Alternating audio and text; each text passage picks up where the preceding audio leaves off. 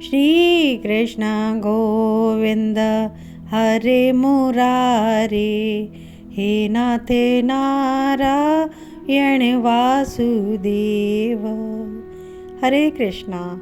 सभी भक्तों का स्वागत करती हूँ कृष्णा डिवोशन यूट्यूब चैनल पर। हम सभी प्रभु की कथा का लीला अमृत आस्वादन कर रहे हैं और प्रभु से हम मित्रता बढ़ा रहे हैं अपनी। हम प्रभु की ओर बढ़ रहे हैं और प्रभु निश्चय ही हमें भी अपनी ओर देख रहे होंगे और वो भी अपनी तरफ से हमारी ओर कदम बढ़ा चुके हैं। तो यहाँ पर जब एक भक्त प्रभु की ओर और प्रभु भक्त की ओर जब कदम बढ़ा लेता है तो वो एक मैत्री का अद्भुत उदाहरण बन जाता है। तो आज श्री कृष्ण चरित अमृतम में हम यही कथा श्रवण करने वाले हैं, सुदामा मैत्री का एक अद्भुत उदाहरण, भाग 213 आज हम कंटिन्यू करेंगे। तो आइए आज की कथा प्रेम से श्रवण करते हैं। श्री कृष्ण को एक अद्भुत सखा मिला महर्षि संदीपनी के गुरुकुल में। वो है सुदामा। मैत्री का एक अद्भुत उदाहरण है सुदामा। मैत्री का ऐसा उदाहरण जगत में कहीं दिखाई नहीं देता।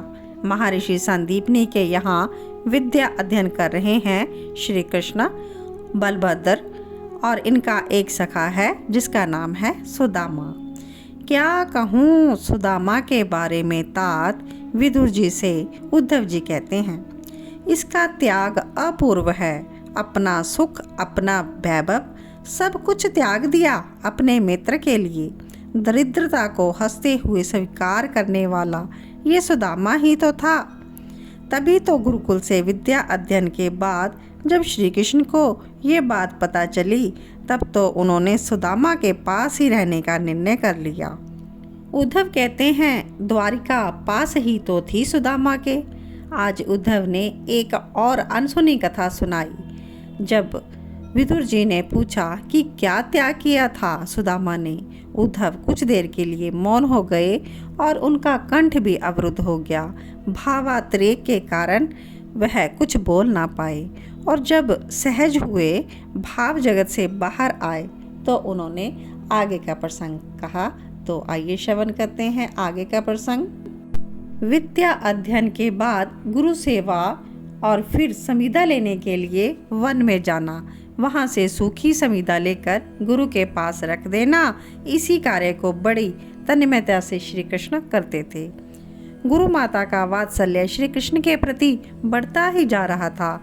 समीधा लेने के लिए जब ये जाते तब छुपाकर कुछ चने गुरु माता दे देती थी सुदामा को और कहती थी आधा भाग तेरा और आधा भाग कृष्ण को दे देना।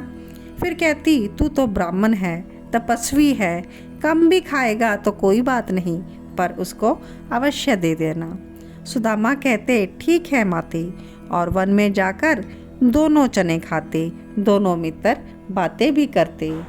और एक दिन जब गुरु सेवा करके श्री कृष्ण सुदामा उठे तब गुरु माता ने सुदामा को अपने पास बुलाया और उसी समय वहाँ पर गुरुकुल में एक आवाज़ सुनाई देती है, हे संदीपनी कैसे हो।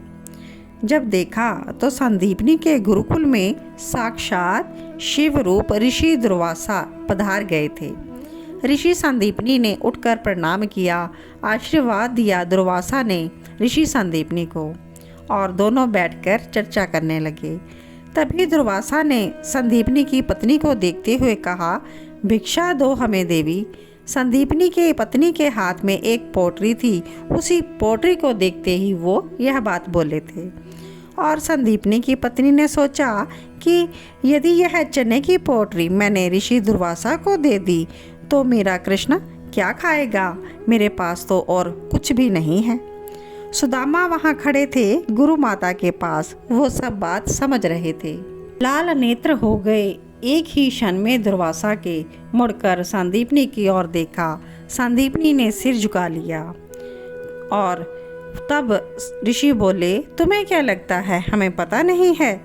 जाओ, हमारा श्राप है, जो इस पोटरी में रखे पदार्थ खाएगा वो दरिद्री हो जाएगा। ये कहते हुए दुर्वासा चले गए। माता ने दुर्वासा की बातों को गंभीरता से लिया। माता का ध्यान कृष्ण की तरफ चला गया और सुदामा का भी ध्यान कृष्ण की ओर ही था। कृष्ण प्रतीक्षा कर रहे थे सुदामा के आने की, क्योंकि उनको वन में लकड़ियां बीनने के लिए जाना था।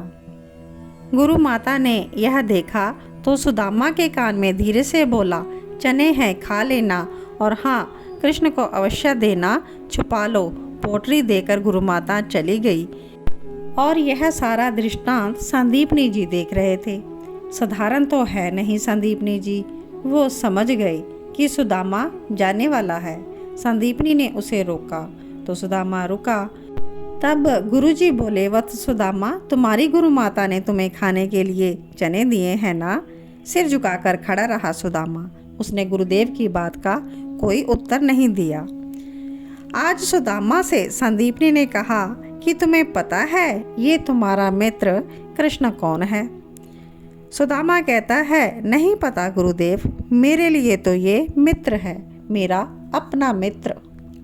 कुछ देर चुप रहे संदीपनी, और उधर श्री कृष्ण आवाज दे रहे हैं सुदामा को, सुदामा सुदामा, देरी हो रही है, चलना। और इधर गुरुजी कहते हैं सुदामा से, तुम्हारे हाथ में चने की पोटरी है, तुम तो जानते हो तुम्हारी गुरु माता तुम लोगों के प्रति कितने वात्सल्य से भरी हुई है। जी गुरुदेव। सुदामा झुकाए हुए सिर को खड़ा रहा। तो वो वात्सल्य के कारण धर्म मर्यादा भूल जाती हैं। ये तुमने अभी देखा, अतिथि का सत्कार करना सबका परम धर्म है। दुर्वासा जैसे ऋषि का तो, पर तुम्हारी गुरु माता ने तो जो उन्होंने भिक्षा मांगी थी ना, उसे भी देने से मना कर दिया, और वो पोटरी तुम्हारे हाथ में है, इसमें चने हैं। सुदामा, चलो नहीं तो मैं अकेला जा रहा हूँ, कृष्ण उधर से आवाज दे रहे हैं। सुदामा ने गुरुदेव के नेत्रों में देखा तो संदीपनी बोले, दुर्वासा का श्राप है, जो इस चने को खाएगा वो दरिद्री हो जाएगा। तब सुदामा ने कहा, गुरुदेव मैं फेंक दूंगा चने।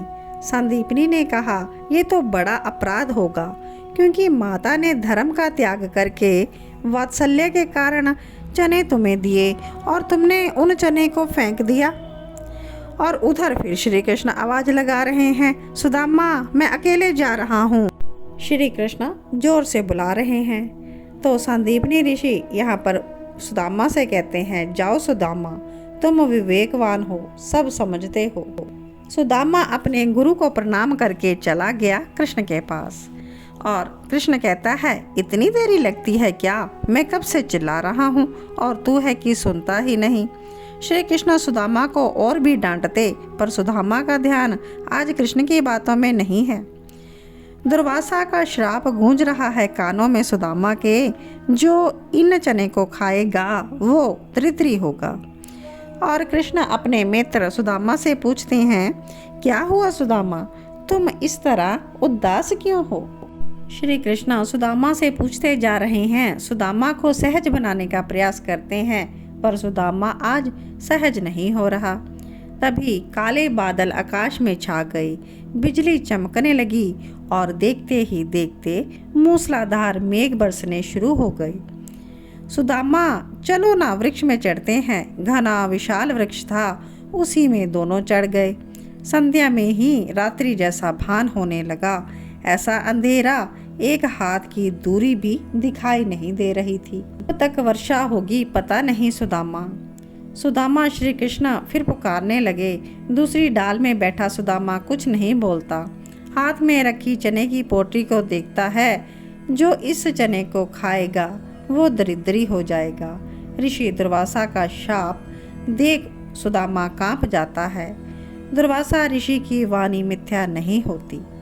और इधर श्री कृष्ण कहते हैं, सुदामा ठीक है मत बोल, पर मुझे भूख लगी है, चने दे दे।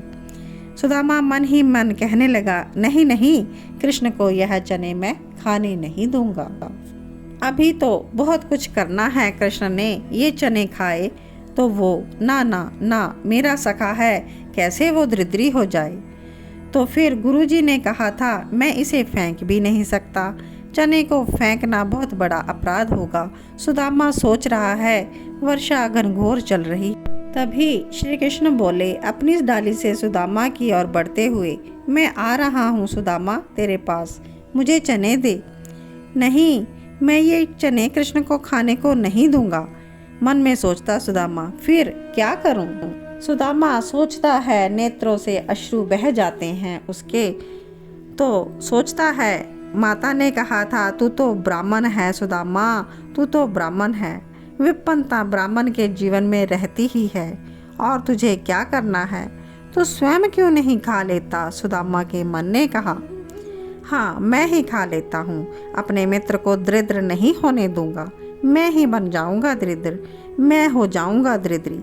पर मेरा सखा कृष्ण, वो राजा महाराजा बने, लोगों का उद्धार करे। बस सुदामा ने चने लिए और खाने शुरू कर दिए। वो खाता जा रहा था और आनंदित भी था।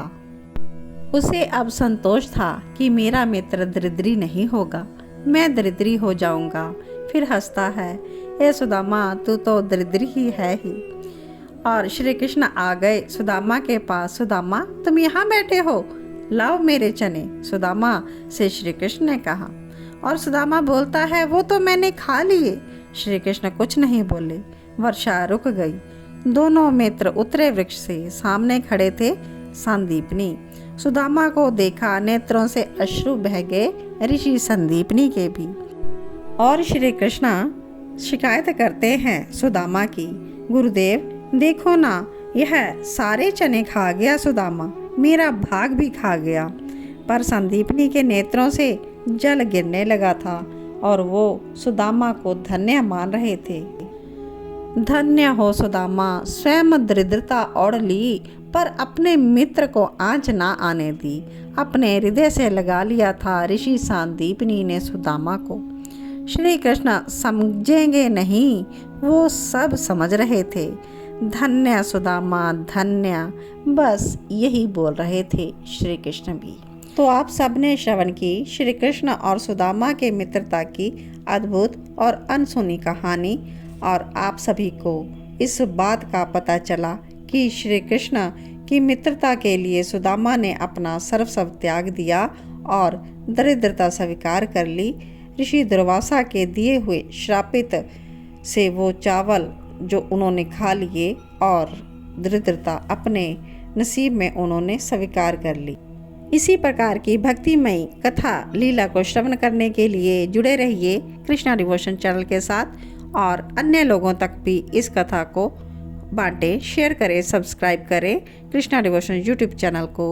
और कैसे कमेंट आप मुझे देंगे इस कथा के ऊपर, मुझे उसका वेट रहेगा। तो जल्दी से जल्दी कथा सुनने के बाद कमेंट ज़रूर कर दीजिएगा और नए व्यूअर्स चैनल को सब्सक्राइब ज़रूर कर लीजिएगा। जय श्री कृष्णा।